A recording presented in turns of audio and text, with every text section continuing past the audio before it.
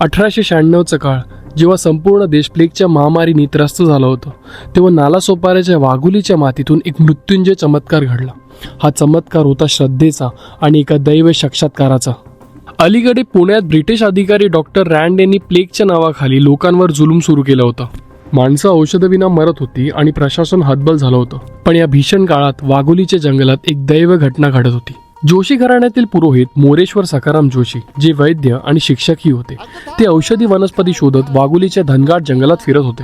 अचानक एका झुडपाखाली त्यांना एक जुनी पाषाण मूर्ती सापडली. ती होती साक्षात वाघेश्वरी माता. मोरेश्वरजींनी त्या माऊलीला एका छोट्या झोपडीत आणलं आणि पूजा सुरू केली.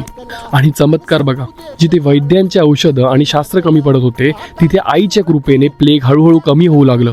लोक बरे होऊ लागले आणि मृत्यूची काही छाया गावावरून दूर झाली. तेव्हापासून या माऊलीचं मंदिर जागरूक दैवीय स्थान म्हणून ओळखलं जाऊ लागलं. आज जे भव्य मंदिर आपण पाहतो, त्याच आज ही मुख्य देवीच्या डाव्या बाजूला ती मूळ पाषाण मूर्ती आहे. हीच ती खरी इच्छापूर्ती मानली जाते. डहाणूच्या महालक्ष्मीशी या माऊलीचं नातं इतकं पवित्र आहे, आजही तिथल्या जत्रेच्या हवनेसाठी वाघोलीतून तुपाचा डब्बा नेण्याची परंपरा जपली जाते. पण हे फक्त श्रद्धेचं ठिकाण नाही, मंदिरजवळ एक सुंदर तलाव आहे, जिथे संध्याकाळी बसलं की मनाला खूप शांती मिळते. निसर्ग आणि अध्यात्माचा असा एक सुंदर संगम इथे पाहायला मिळतो. तुमच्या मनातली जर इच्छा पूर्ण करायची असेल किंवा मनाला खरी शांती हवी असेल, तर वाघोलीच्या वाघेश्वरी आईच्या दर्शनाला एकदा नक्की या. वाघेश्वरी आई माते की जय.